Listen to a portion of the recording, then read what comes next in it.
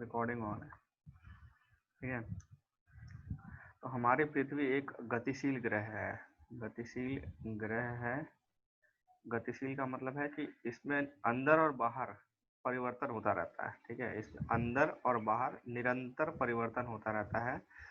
तो आपने कभी सोचा है कि पृथ्वी के आंतरिक भाग में क्या है? तो हम आज आंतरिक भाग और पृथ्वी किन पदार्थों से बनी है, आंतरिक भाग के बारे में पढ़ेंगे। अब हम पृथ्वी का आंतरिक भाग, जैसे अब जैसे कि क्या करते हैं आप, जैसे एक प्याज को छीलते हैं ना, तो उसकी परतें निकलती हैं, ठीक है। परतें होती है अलग अलग। तो वैसे ही पृथ्वी की अलग अलग परतें हैं, प्याज की तरह। एक प्याज की तरह पृथ्वी भी एक के ऊपर एक संकेंद्री संकेंद्री परतों से बनी है। संकेंद्री मतलब एक ही केंद्र है। इस परत का यही केंद्र है, इसका भी यही केंद्र है, इसका भी यही केंद्र है। संकेंद्री मतलब एक ही केंद्र। वो जो परतें हैं उन सबका केंद्र क्या है? एक ही केंद्र है। तो ऐसी परतों से बनी है, ऐसे ही एक के ऊपर एक कई परतें हैं, ठीक है। पृथ्वी की सतह की सबसे ऊपरी परत को परपट्टी कहते हैं। जो सबसे ऊपरी सतह है जिसमें हम रहते हैं, ठीक है, इसको परपट्टी कहते हैं। देखो लिखा हुआ परपट्टी। यह सबसे पतली सतह है, सबसे पतली सतह है पृथ्वी की। यह महाद्वीपीय संहति में 35 किलोमीटर और समुद्री सतह में केवल 5 किलोमीटर तक मोटी है। जैसे आप अगर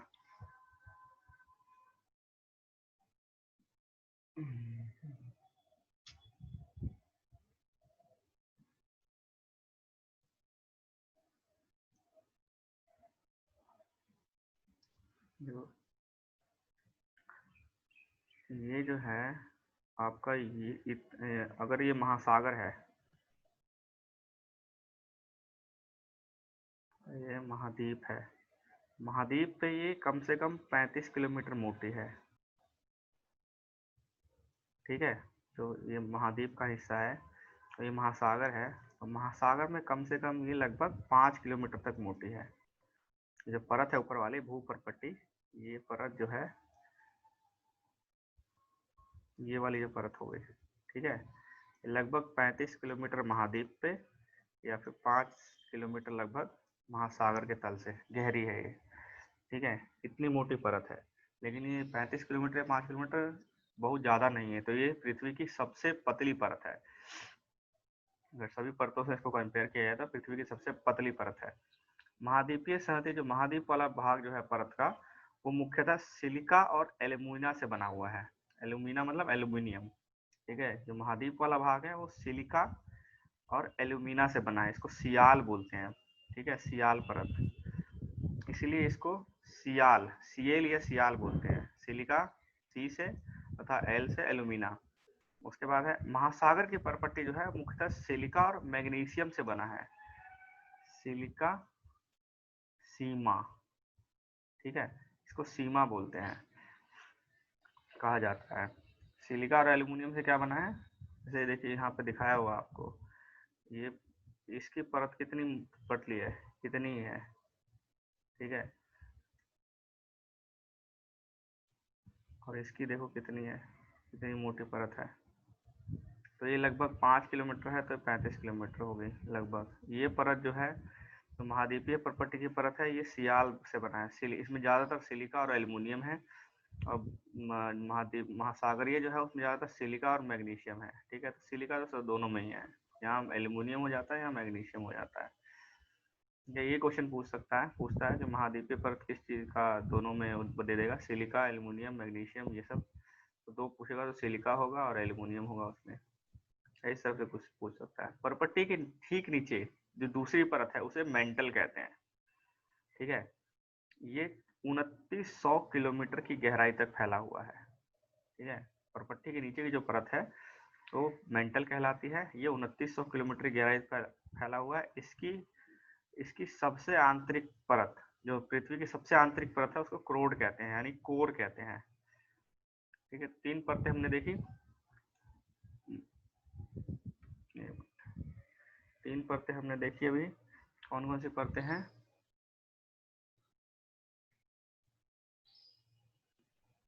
पहली परत है आपकी परपट्टी,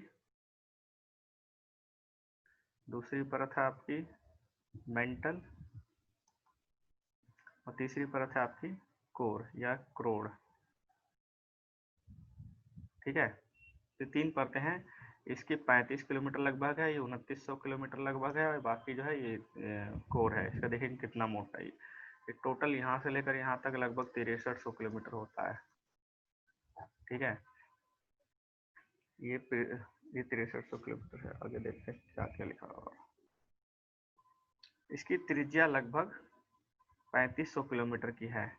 ये जो कोर है वो लगभग 3500 किलोमीटर का है। ये जो है ये 3500 किलोमीटर है लगभग। ठीक है, आप देखोगे तो 9 5 14 3 2 5 और 1 6 लगभग 6400 कुछ किलोमीटर पड़ेगा। ठीक है ना, टोटल मिला के 6400 कुछ किलोमीटर पड़ता है। तो जो आपका जो कोर है वो किससे बना है? लगभग निकिल और लोहा से। इसको नाइफ बोलते हैं, निकिल और लोहा। Fe मतलब लोहा, फेरस। निकिल और फेरस, फेरस मतलब होता है लोहा, फेरस। ठीक है, फेरस मतलब लोहा हो गया। तो निकिल और लोहे से बना हुआ। क्वेश्चन भी पूछते हैं कि जो कोर है उसमें दो मुख्यतः कौन कौन से पदार्थ पाए जाते हैं, कौन कौन से जो दो मेटल हैं। तो निकिल, निफे, निकिल और फेरस से। केंद्रीय कोर का तापमान जो होता है और दाब बहुत ज्यादा होता है। नीचे तापमान और दाब बहुत ज्यादा होता है, उच्च होता है। और उसके बाद देखिए, अब आपने ये पता चल गया ना आपको कि कौन सा कितना मोटा होता है, परपट्टी, मेंटल और कोर। अभी हम जब आगे की क्लास में पढ़ेंगे तो देखेंगे इसके और भी हिस्से होते हैं, इसको और भी भागों में बांटा गया है। इसको और भी छोटे छोटे परतों में बांट दिया गया है। जैसे आप परपट्टी को देखें तो परपट्टी के बाद आपका मेंटल शुरू होता है, और यहाँ पे एक और परत है छोटी सी, ये मेंटल का हिस्सा है। मेंटल में एक छोटी सी परत है। ठीक है, मेंटल में एक छोटी सी परत है जिसे हम किसी और क्या बोलते हैं उसको, जो कि मुख्यतः लावे का केंद्र है। सारी जो लावा जो होता है इसी जगह होता है। ये मेंटल का ही पार्ट है। ठीक है, ये जो हिस्सा है ये पूरा मेंटल है, मेंटल। और ये मेंटल का हिस्सा है। ये एक तरह से प्लास्टिक जैसा लेयर होता है, ना ज्यादा ठोस होगा ना ज्यादा तरल होगा। ये ठोस है, ये मेंटल का ठोस हिस्सा है। ठीक है, ये मेंटल का ठोस हिस्सा है, ये भी ठोस हिस्सा है। लेकिन ये जो है एकदम लावा होता है ना, पिघला हुआ लावा, थोड़ा सा जमा हुआ जैसे प्लास्टिक की तरह, वैसा है ये हल्का सा। ये वाला पार्ट ये परपट्टी है, ठोस है। कोर को भी देखेंगे तो कोर के भी दो हिस्से हैं। कोर का जो ऊपरी कोर है, जो बाहरी कोर जो है यहाँ से यहाँ तक, ये लिक्विड है। एक चारों तरफ से, जैसे अगर मैं पृथ्वी को ऐसे बनाऊं, पृथ्वी को अगर ऐसे बनाया जाए और कोर को मैं यहाँ पे एक और कोर बना दूं,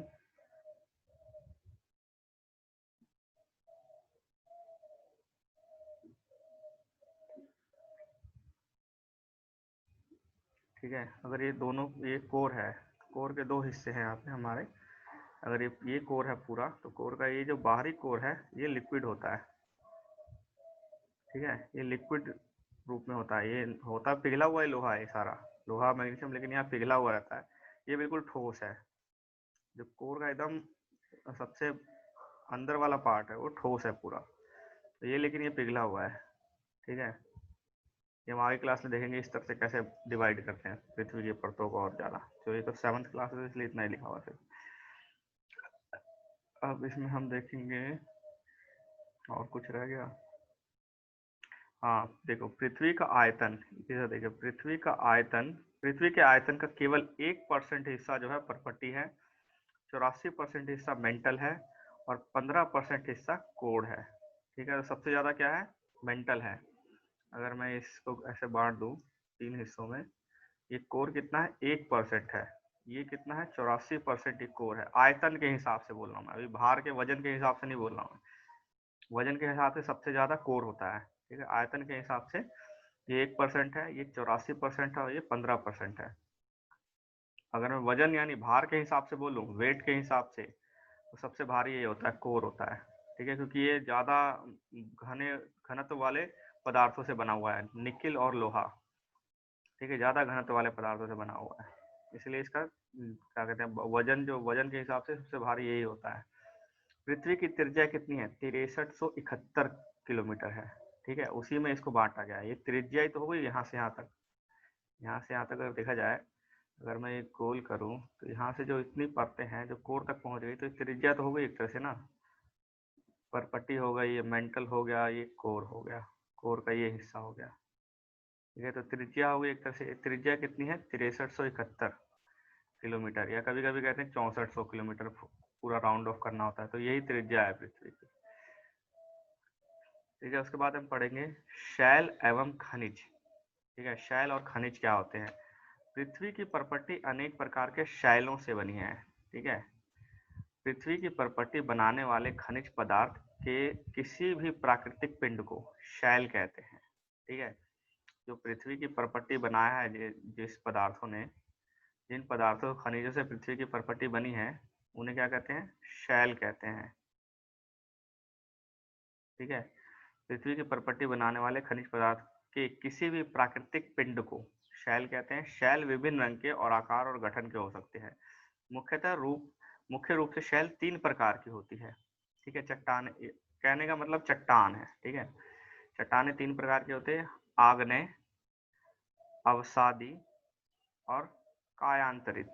आग्नेय यानी इग्निशियस, अवसादी माने सेडिमेंट्री, और कायांतरित माने मेटामॉर्फिक। ठीक है, आवाज आ रही है साफ से? अब देखते हैं हाँ, कैसे। आवाज आ रही है। जो द्रवित मैग्मा होता है, मैग्मा क्या होता है? लावा जिसको बोलते हैं हम लोग। तो जब तक वो पदार्थ, पिघला हुआ पदार्थ धरती के अंदर है, ठीक है, तो उसको मैग्मा कहेंगे। ठीक है, उसको मैग्मा कहेंगे। और जब वो पिघला हुआ पदार्थ जब बाहर निकल जाता है ज्वालामुखी के थ्रू, पृथ्वी की सतह पे आता है, तो उसको लावा कहते हैं। ठीक है, एक ही चीज है, दोनों, बस यही फर्क है। तो अंदर है कि बाहर है? पृथ्वी के अंदर है तो मैग्मा होता है, पृथ्वी के बाहर आ गए तो लावा कहते हैं। जब द्रवित मैग्मा ठंडा होकर ठोस हो जाता है, जब लोग लिक्विड फॉर्म में जो मैग्मा है अंदर, वो ठंडा होकर ठोस हो जाता है, तो जो चट्टाने बनती है उसको आग्नेय चट्टाने कहते हैं, आग्नेय शैल कहते हैं, आग्नेय शैल कहते हैं। इसे प्राथमिक शैल भी कहते हैं, क्योंकि यहीं से चट्टान का निर्माण शुरू होता है। आग्नेय शैल 2 प्रकार की होती है: अंतर्भेदी और बहिर्भेदी। ठीक है, अब यही बता रहा है, जो अंदर बन रही है चट्टान और जो बाहर बन रही है चट्टान, शैल। समझ रहे हो ना? क्या आप ज्वालामुखी से निकलने वाले लावा की कल्पना कर सकते हैं? ज्वालामुखी से जो लावा निकलता है, ये लावा है, यहाँ पे बोला गया लावा, ये मैग्मा है। दोनों एक ही चीज है, बस ये अंदर है और ये पृथ्वी के बाहर आ गया, सतह के बाहर आ गया।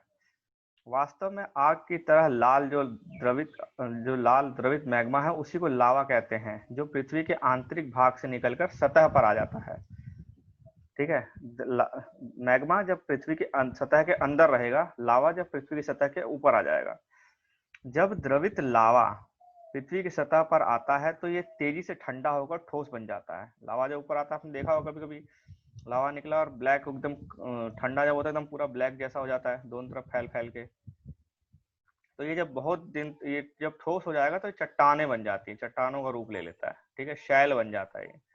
अब अगर भारत में देखेंगे, भारत में जो दक्कन के पठार हैं, या छोटा नागपुर के पठार है, रांची, धनबाद, इधर जो भी हैं, जो चट्टाने हैं, वो ज्यादातर इन्हीं से बनी है, आग्नेय शैलों से ही बनी है। ठीक है, वो लावा निकला और बहुत ज्यादा, मतलब पूरा फैल गया पूरे एरिया पे, क्षेत्र में। फिर वो बाद में जम गया, ठंडा हो गया और जम गया, तो वो चट्टाने बन गई। तो उन चट्टानों को क्या बोलते हैं हम? आग्नेय शैल बोलते हैं, आग्नेय चट्टाने बोलते हैं। आग्नेय मतलब, आग्नेय में क्या है? अग्नि है, आग्नेय में अग्नि है, ये आग्नेय का मतलब, तो ये गर्म उससे बनी है। परपट्टी पर इस प्रकार से बाहर जो बनते हैं शैल, जो पृथ्वी के बाहर आ गए, लावा बाहर निकल के जम गया, तो जो शैल बने उसको बोलते हैं बहिर्भेदी आग्नेय शैल। ठीक है, अच्छा, और यहाँ पे जो जमीन में धुआं दिखता है वो भी तो वही है ना? नहीं, वो अलग चीज है, वो सेडिमेंट्री है, वो दूसरा वाला पार्ट जो है ना आपका, वो अवसादी हाँ चट्टाने हैं। ठीक है, वो पढ़ेंगे। वो धुआं वाला जो है, जो हरिया धनबाद में कोयला जो है, वो अवसादी हाँ। चट्टानों का, अवसादी शैल है वो। ठीक है, हम पढ़ेंगे कैसे अवसादी बनती है। जो आपका चट्टान जो बिल्कुल जैसे कि क्या बोलते हैं, जैसे अब पूरा चट्टाने दो तरह की होंगी ना, एक तीन तरह की होंगी, एक तो आग्नेय हो गया, एक अवसादी हो, कायांतरित हो गया। तो जो आपको धुआं वाला बात कर रहे हो वो क्या होता है, वो ज्यादा टाइम में नहीं बनता, वो बहुत कम समय में बना है वो। और वो क्या होता है, एक के ऊपर एक मिट्टी की परत जमती चल जाती है, उसमें वनस्पतियां अंदर दब जाती हैं और वही फिर कोयला बन जाता है। ठीक है, कोयला और यहाँ पे गैस होती है, गैस हो गया, प्राकृतिक गैस हो गया, कुछ हो गया, तो वो अवसादी चट्टाने होती है, हम पढ़ेंगे थोड़ी देर में। ठीक है, तो बहिर्वेदी हमने पढ़ा, बहिर्वेदी अग्नि शैल, जो जब लावा बाहर निकल के जम जाता है तो चट्टाने बन जाती है कुछ समय के बाद, काफी समय के बाद। इनको बहिर्वेदी आग्नेय कहते हैं। इनकी संरचना बहुत महीन दानों वाली होती है। अब इसको याद रखना, इनके दाने जो होते हैं बहुत महीन होते हैं। अब ठीक है, तो बाहर बहिर्वेदी जो आग्नेय होती है, इसकी जो संरचना होती है बहुत महीन दानों वाली होती है। उदाहरण के लिए बेसाल्ट, बेसाल्ट आग्नेय शैलों का एक रूप है। ठीक है, दक्कन का जो पठार है बेसाल्ट शैलों से बना हुआ है। बेसाल्ट शैल यानी बहिर्वेदी आग्नेय शैलें जो होती हैं। द्रवित मैग्मा कभी कभी भूपर्पट्टी के अंदर ही गहराई में ठंडा हो जाता है, अंदर ही ठंडा हो गया। इस प्रकार से जो ठोस शैलें बनी उनको बोलते हैं अंतर्भेदी आग्नेय शैल। ठीक है, अंतर्भेदी आग्नेय शैल जो अंदर ही बन गई। अंदर ठंडा होने का मतलब? अरे पृथ्वी जैसे आपका, एक मिनट, अंदर ठंडा होना मतलब अंदर ठंडा होना, जैसे देखिए मान लीजिए जैसे ज्वालामुखी से निकला तो बाहर ज्वालामुखी, निकलता है। नहीं नहीं नहीं, ज्वालामुखी मतलब ऐसे थोड़ी ना कि ज्वालामुखी यहीं पे है सिर्फ आपका, उसका नीचे पूरा सिस्टम होता है ना। मैंने बताया था जो कि जो यहाँ आपका लावा का सोर्स क्या है, ऊपर पट्टी इतना सा है, फिर यहाँ मेंटल है, मेंटल में एक एक परत होती है यहाँ पे, मेंटल के अंदर ही एक परत होती है। ठीक है, यहाँ सिर्फ लावा है। अब ये लावा जब यहाँ से जी निकलता है, ठीक है, तो यहाँ से किसी तरह से निकले, पाइप या वेंट के थ्रू निकलता है। ठीक है, जब जी ये परपट्टी के बाहर आ गया, अब पिघल गया, सॉरी बाहर आ गया और जम गया, तो ये हो गया बहिर्भेदी। और कभी कभी ये जी। लावा क्या होता है, इन्हीं इन्हीं जगह पे बड़े उसमें फैल जाता है, अच्छा इधर ही फैल के इधर ही जम गया।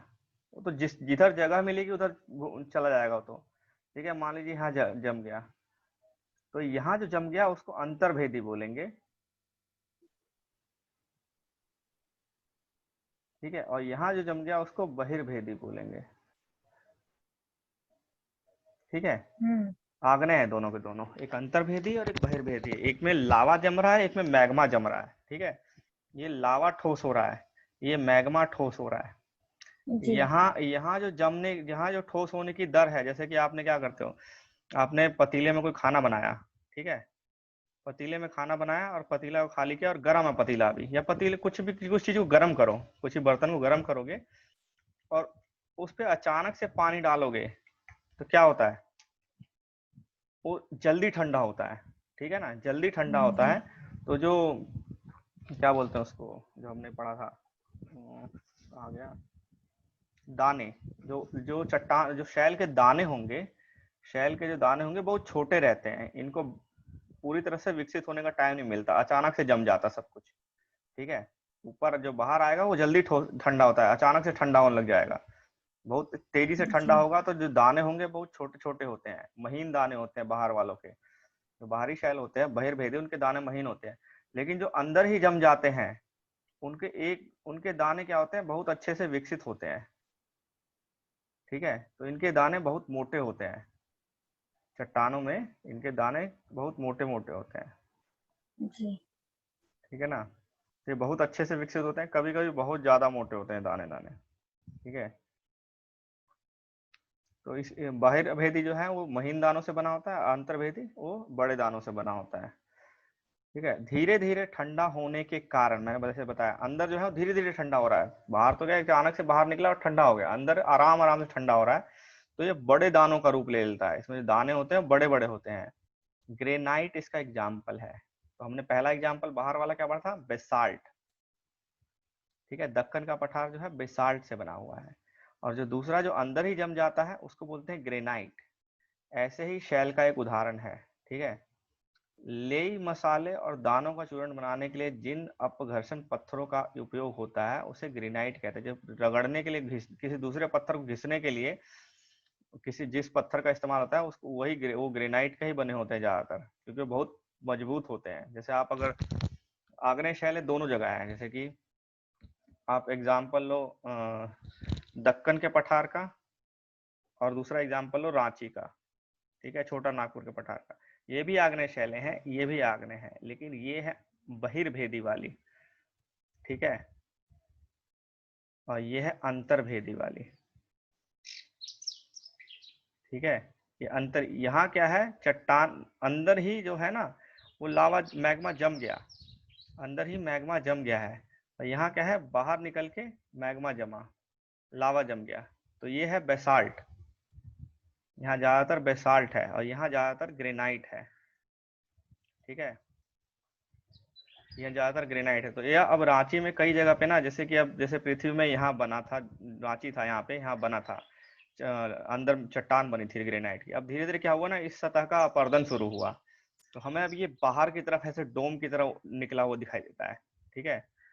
ऐसे कई जगह पे आप रांची में अगर कहीं पे देखोगे, बहुत जगह पे आपको ऊंचे ऊंचे काले रंग के टीले दिखाई देंगे ऐसे, इसके आजू बाजू घास जमा हो, पेड़ पौधे जमा होंगे, और ये पूरा धीरे धीरे भर जाता है। मतलब ये वैसे नॉर्मली दिखाई नहीं देता, लेकिन आप अगर पास से जाके इस जगह को देखो तो आपको लगेगा कि ये पूरा चट्टान है नीचे से कोई, ठीक है। ये चट्टानें होती है ग्रेनाइट की बनी है, क्योंकि ये पहले धरती के अंदर बनी थी, अब क्या वो धीरे धीरे ऊपर वाली परत का अपर्दन शुरू हुआ और ये बाहर की तरफ निकल के दिखाई दे रही है, ठीक है। तो रांची में जो बना है वो अंतर्भेदी है, और जो दक्कन में बना है वो बहिर्भेदी है, दोनों आग्नेय है। ये बाहर ठंडा हुआ है, अंदर ठंडा हो गया है, ठीक है। जो उसके बाद क्या है, शैल। अब क्या होता है, जैसे आपने आपका जो मान लीजिए आग्नेय शैलें बन गई, और उसके बाद क्या होता है, जैसे आपका कोई चट्टान बना हुआ है, अब इस पे क्या होता है, धीरे धीरे ना समय के साथ अपर्दन होने लगता है इसका। अपर्दन बोले तो टूटता है, फिर यहाँ से कोई हवा या पानी इसको उठा के ले जाती है कहीं और वहां जाके इसको जमा कर देती है, परत बाई परत, ठीक है। तो ये बनता है आपका दूसरी तरह की चट्टानें, अवसादी चट्टानें। अवसाद जाके जमा हो जाते हैं कहीं और, इस मेन चट्टान के अवसाद कहीं और जाके जमा हो गए। शैल लुढ़क कर, चटक कर या एक दूसरे से टकरा कर, ठीक है, लुढ़क कर, चटक कर या एक दूसरे से टकरा कर छोटे छोटे टुकड़ों में टूट जाती है। इन छोटे कणों को अवसाद कहते हैं, ठीक है, इन छोटे कणों को अवसाद कहते हैं।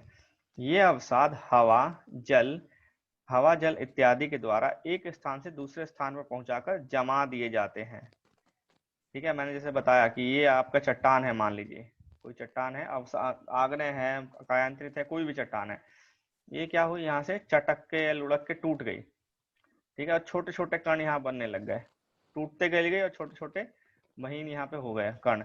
इनको क्या हवा या पानी उठा के यहाँ से ले जाएगी और कहीं और जाके डिपॉजिट मतलब जमा कर देगी, परत बाई परत। पहले एक छोटे से ले गया, फिर वहां दूसरा ले गया, फिर तीसरा ले गया, ऐसे करके जमा कर दिया। अब वो काफी समय के बाद ऊपर वाले प्रेशर से, जो ऊपर से दाब लगेगा उसकी वजह से पूरा चट्टान जैसा बन जाता है, ठीक है ना। काफी समय लगता है इसमें, ऐसा नहीं आराम जल्दी नहीं बनता, काफी समय के बाद एक चट्टान जैसा बन जाएगा, ठीक है।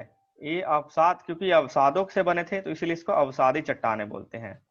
ये अदृढ़ अवसाद बनकर, मतलब एक दूसरे के ऊपर जब जमा हो जाते हैं तो अदृढ़ हो जाते हैं बाद में। अवसाद जो है दब कर, ये अदृढ़ थे पहले, दब कर कठोर होकर शैल की परत बनाते हैं। इस प्रकार की शैलों को अवसादी शैल कहते हैं।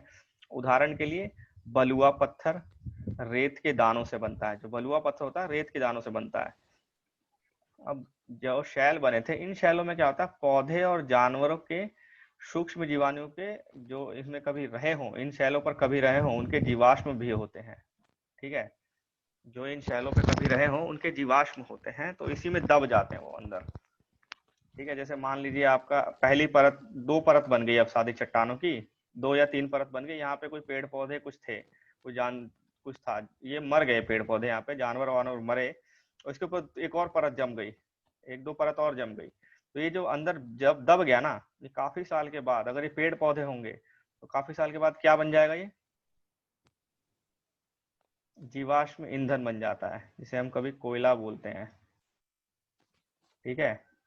ये दो तीन परतों के नीचे दबा हुआ होता है, तो इसको खुदाई करके निकाला जाता है, खदान बना बना के निकाला जाता है। तो इसमें आप जब एक खदान को देखोगे, बड़े से ओपन खदान को अगर देखोगे पास से, तो उसमें क्या होता है कि परतें दिखाई देती हैं बड़ी बड़ी, कुछ परतें बहुत ज्यादा डार्क कलर की होंगी, आप खदान में देखोगे तो कुछ परतें बहुत डार्क कलर में होंगी, क्योंकि उन्हें ज्यादा समय मिला है वहां पे डेवलप होने के लिए। कुछ परतें होंगी वो ज्यादा डार्क नहीं होंगी, लाइट कलर में होंगी, ये परतों की तरह जम जाती है अवसादी चट्टानें, ठीक है।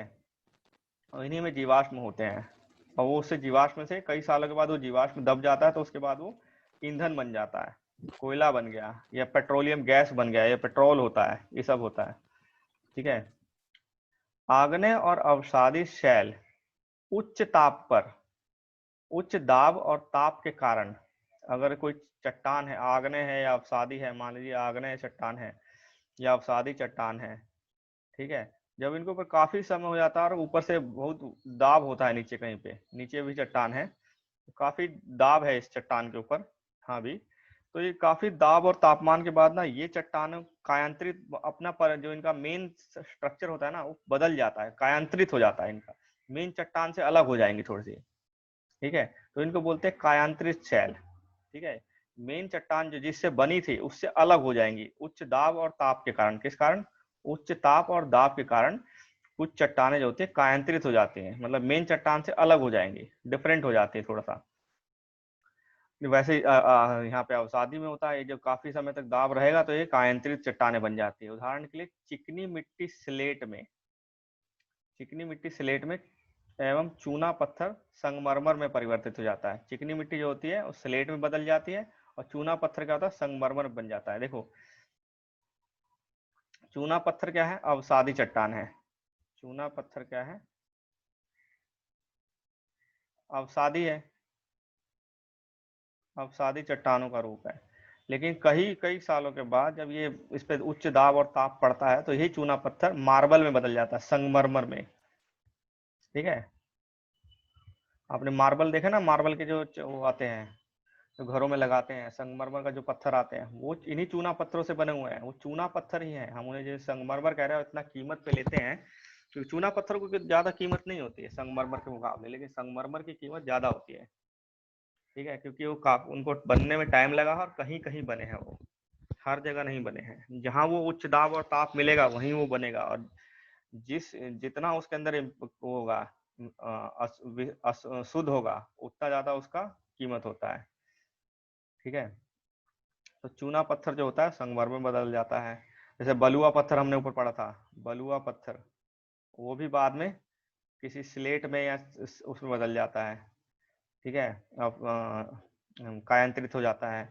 चिकनी मिट्टी थी, अवसादी थी, कई साल के बाद वो स्लेट बन जाती है, उच्च दाब और ताप। लेकिन ऐसा नहीं कई साल है इसीलिए बन रही है, वहां पे होना चाहिए क्या चीज, एक इम्पॉर्टेंट, उच्च दाब और ताप। सिर्फ समय नहीं होना, समय के हिसाब से नहीं होता वहां पे, वो और कंडीशन होनी चाहिए, तापमान उच्च होना चाहिए, दबाव उच्च होना चाहिए। क्या होता है ना कि आपके जो जिस मैंने कहा था जो महीन कण होते हैं, जो महीन कणों से या मोटे कणों से बने रहते हैं, जब इसके ऊपर तापमान बढ़ता है ना तो ये कण आपस में मिल जुड़ जाते हैं, ठीक है, और कुछ अलग तरह की चट्टाने बनाते हैं। मेन चट्टान से बहुत अलग हो जाता है ये, ठीक है, जब मेन चट्टान से अलग हो जाता है इनका रूप, तो इसे हम बोलते हैं कायांतरित चट्टानें। शैल हमारे लिए उपयोगी है। शैल से क्या होता है? कठोर शैलों का उपयोग सड़क, घर और इमारत बनाने में किया जाता है। जैसे आप क्या करते हो, ईंट बनाते हो, ठीक है, ईंट क्या है? अवसादी चट्टानों से ही बनता है ना।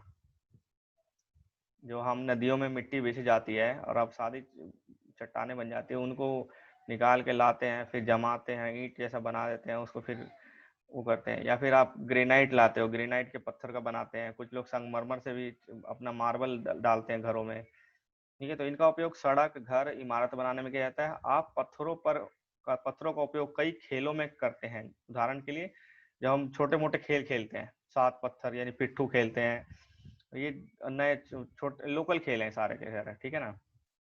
ये सब इन्हीं पत्थरों से खेलते हैं, पत्थर इसी से बनता है, मतलब शैलों से।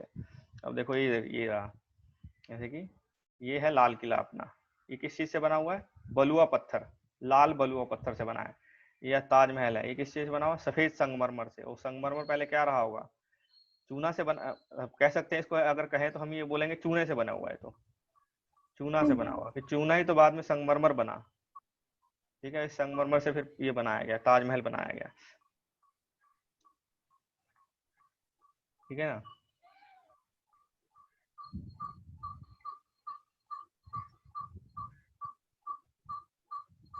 देखिए